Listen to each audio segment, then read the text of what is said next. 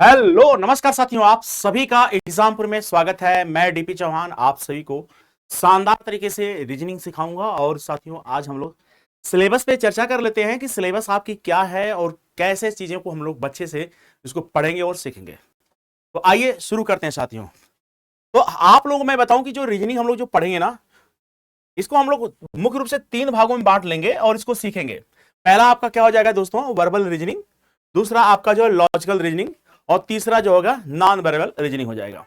अब इसके अंतर्गत क्या क्या हमें सीखना है, सारी बातों को एकदम एकदम शानदार तरीके से हम लोग सीखने वाले हैं।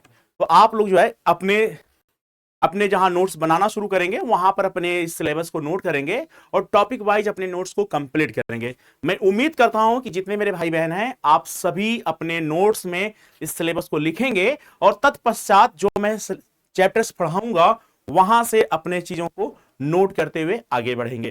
तो दोस्तों, आपको क्या है, क्या सारी चीजें मैं बताने वाला हूं। तो दोस्तों, सबसे पहले हम लोग वर्बल रीजनिंग की बात करें। वर्बल का तात्पर्य हो गया जिसे दोस्तों हम भाषाओं में व्यक्त कर सकें, जो हम भाषाओं में व्यक्त कर सकें। वहां पर अगर बात करें कौन कौन से टॉपिक आने वाले हैं, तो मेरे भाई आपका सबसे पहला जो टॉपिक इसमें मैं जो सिखाने वाला रहूंगा आपका क्या रहेगा, इंग्लिश अल्फाबेट, अंग्रेजी वर्णमाला रहेगा। अब इस अंग्रेजी वर्णमाला में अगर हम बात कर लें तो क्या क्या और पढ़ेंगे हम लोग, तो इसमें आपके साथ क्या क्या हम लोग सीखने वाले हैं। तो एक तो हो जाएगा आपका फॉर्मेशन ऑफ इंग्लिश वर्ड। मेरे भाई यहां पर जो अगला हो जाएगा इसमें क्या, फॉर्मेशन ऑफ इंग्लिश वर्ड, अंग्रेजी शब्दों का निर्माण। आप से जब मैं सिलेबस डिस्कस कर रहा हूं तो इसमें मैं इंग्लिश में बातें कर रहा हूं और इसमें मैं बोल भी रहा हूं तो हिंदी में बोल रहा हूं, लिखा हुआ जो इंग्लिश में है। जब हम आपको पढ़ाएंगे ना तो इसमें हम बाइलिंगुअल चीजों को सिखाएंगे और पढ़ाएंगे, ठीक है ना। तो चलिए, यहां पर क्या हो जाएगा, अरेंजमेंट ऑफ इंग्लिश वर्ड हो जाएगा, अंग्रेजी शब्दों का व्यवस्थीकरण। जैसे अगर आपको डिक्शनरी व्यवस्थित करना आता है तो ये सवाल लग जाएंगे, आजकल खूब एक सवाल पूछे जा रहे हैं, है ना। Arrangement of Hindi words, Hindi शब्दों का व्यवस्थीकरण क्या होता है उसके बारे में मैं सिखाऊंगा। फिर मैं आपको सिखाऊंगा conditional number, letter and symbol. इसको हिंदी में बोलते हैं औपबंधिक संख्या, अक्षर और प्रतीक।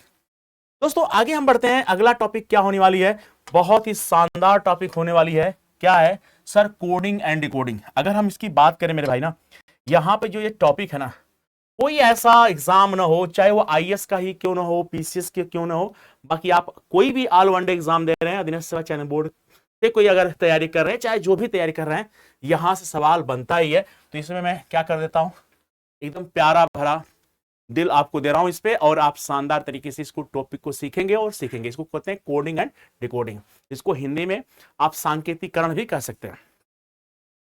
दोस्तों आगे अगर हम पढ़ रहे होंगे तो आगे जो हमारा जो टॉपिक बनकर के आएगा सीरीज, ये टॉपिक बहुत इंपॉर्टेंट होती है, इसको श्रृंखला बोलते हैं। इसके अंतर्गत मैं नंबर के बारे में सिखाऊंगा, और जब नंबर के बारे में जब चर्चा करूंगा तो मैं क्या क्या नंबर में सिखाने वाला हूं, मैं आपको बता दूं नंबर के बारे में क्या क्या मैं सिखाने वाला हूं उसको बता दूं। तो मेरे भाई आपका नंबर में जो संख्या है इसमें मैं 4-5 बातें सिखाने वाला हूं। पहली बात तो आपके सामने क्या आ जाएगा, सर बाइनरी नंबर क्या होता है, रोमन नंबर कैसे लिखते हैं, है ना। अच्छा, मैं तो आपको केवल इतना ही सिखाऊंगा, थोड़ा सा आपको समझने का प्रयास करिएगा। केवल मैं आपको दो चीजें सिखाऊंगा। यहां पर आपको क्या सिखाने वाला हूं, बाइनरी संख्या क्या होती है और रोमन संख्या क्या होती है, थोड़ा सा टेंट बन करके पूछा जा रहा है, तो ये दोनों चीजें सिखाने वाला हूं। किसी विशेष क्लास की अगर बात करें तो वहां पे मैं नंबर के बारे में बात करूं, मैं बाइनरी नंबर सिखाता हूं, ऑक्टिकल संख्या सिखाता हूं, डेसिमल संख्या क्या होता है, हेक्साडेसिमल क्या होता है, ये सारी बातें मैं सिखाता हूं।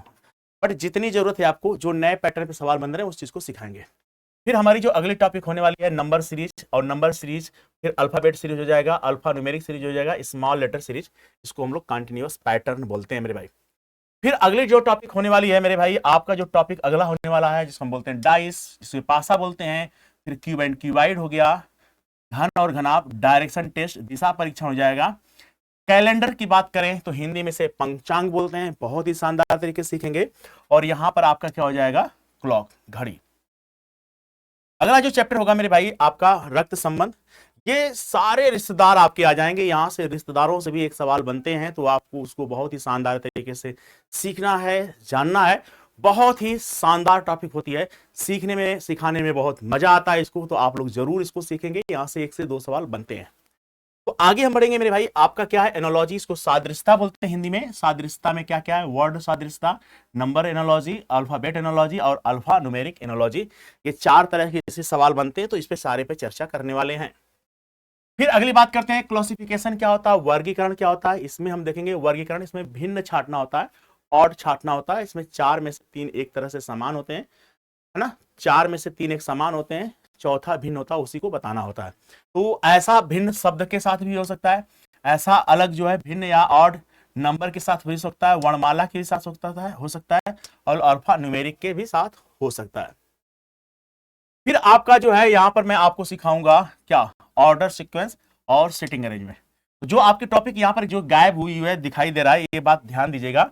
यहां पर जो कुछ ऐसे चैप्टर्स हैं जो कि आपको जरूरत नहीं है, इसलिए मैंने इसको हटा दिया है ना। जैसे आपका यहाँ पर आपका क्या होता है, इनपुट आउटपुट होता है, तो आपको सीखने की जरूरत नहीं है। जो आपको जरूरत है मैं वही चीज चर्चा करूंगा। फिर आप सीखेंगे मैथमेटिकल्स रीजनिंग क्या होता है, फाइंड मिसिंग वन, लुप्त पदों को ज्ञात करना, मैथमेटिकल्स ऑपरेशन, गणितीय संक्रियाएं, और मैथमेटिकल्स रीजनिंग की बात करें तो ये आपका सीखा जाएगा।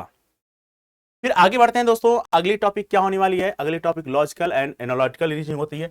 मैं इसमें बहुत ज्यादा प्यार आपके लिए बरसा रहा हूं क्योंकि ये टॉपिक बहुत इंपॉर्टेंट होती है मेरे भाई, और यहां से बच्चा छोड़ देता है चीजों को, लेकिन इसको बहुत ही शानदार तरीके से सीखना और जानना है।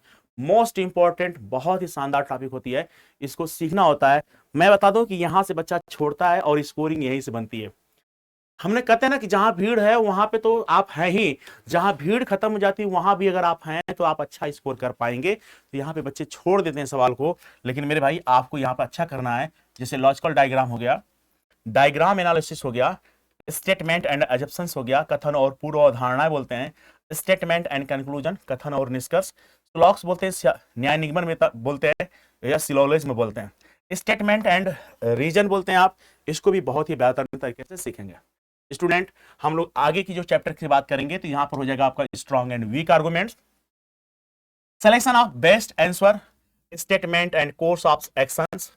और यहां पर देखिएगा एक चीज आपका यहां पर लिखा गया है, इसकी जरूरत तो है नहीं, मैं यहां पर मैं बता दूं इसकी जरूरत आपको नहीं है, बट यहां पर आपका टॉपिक लिखा हुआ है, तो आप कहेंगे तो मैं इसको सिखा दूंगा। बाकी ये तब सिखाऊंगा जब आपका कोर्स कंप्लीट हो जाएगा तब, ठीक है। जैसे यूपीएसआई में पढ़ाता हूं तो चीजें आपको सिखाना पड़ता है, बट आपको इसकी जरूरत नहीं है। असर्शन ऑफ स्टेटमेंट होता है, कथन की सत्यता क्या होती है, डाटा सफिशिएंसी क्या होती है, इसके बारे में सीखेंगे। और डिसीजन मेकिंग, निर्णय क्षमता, और डाटा सेटलमेंट बोलते हैं इसमें, डाटा का सेटलमेंट करना, डिसीजन मेकिंग, निर्णय क्षमता। यहां से जो सवाल बनते हैं उसको भी हम बहुत ही शानदार तरीके से सीखने वाले हैं। फिर आगे बढ़ रहे होंगे तो यहां पर आपका एक बहुत ही इंपॉर्टेंट टॉपिक आती है, जिसका नाम इनक्वालिटीज है, जिसको हम हिंदी में असमानता बोलते हैं, और हम मैथमेटिकल स्टेटमेंट एंड कंक्लूजन कहते हैं। फिर उसके बाद जो अपनी अगली टॉपिक होती है पजल। आप बोलते हैं ना कि मेरी जिंदगी पजल से हो गई, ये पहेली से हो गई है ना, कोई पजल सा बना दिया है, तो इसको भी हम लोग बहुत ही शानदार तरीके से सीखने वाले हैं, जानने वाले हैं। अगले टॉपिक की बात करेंगे मेरे भाई, अगला टॉपिक क्या हो जाएगा, तो अगले बारे में अगर बात करेंगे तो नॉन वर्बल हो जाएगा। यहां पर जो चीजें हैं इसको सीखेंगे, जिसको हम बोलते हैं अभाषिक। अभाषिक का तात्पर्य होता है जिसे हम भाषाओं में व्यक्त न कर सके, चित्रात्मक अध्ययन करेंगे वहां पर इसकी चर्चा होगी। और यहां पर हम लोग सीख रहे होंगे कि क्या, कि सर काउंटिंग ऑफ फिगर, आकृतियों की गिनती। आप देखेंगे कोई अगर आपका कोई शेप दिया जाता है, कोई आकृति दिया जाता है, उसमें कितने ट्रायंगल्स होते हैं, कितने सर्किल्स होते हैं, कितने स्क्वायर्स होते हैं, इनके बारे में हम लोग जानेंगे और सीखेंगे। बहुत ही शानदार तरीका मेरे पास है, लाजवाब। देखते ही देखते आप आंसर के करीब आ जाएंगे। मैं ये नहीं कहता कि मैं 100% करूंगा, लेकिन 95% आपके इशारों ही इशारों में आंसर आ जाएंगे, है ना। कुछ ऐसे चीजें हैं जो ट्रिक के माध्यम से वहां तक पहुंच सकते हैं, और वो ट्रिक याद नहीं करना मेरे भाई, याद नहीं करना, उसके कॉन्सेप्ट हैं, कॉन्सेप्ट के माध्यम से बहुत ही शानदार तरीके से सीखेंगे। जब क्लासे में आपको सिखाऊंगा तो बहुत ही शानदार तरीके से बताऊंगा। फिर बात कर लेते हैं मिरर इमेज।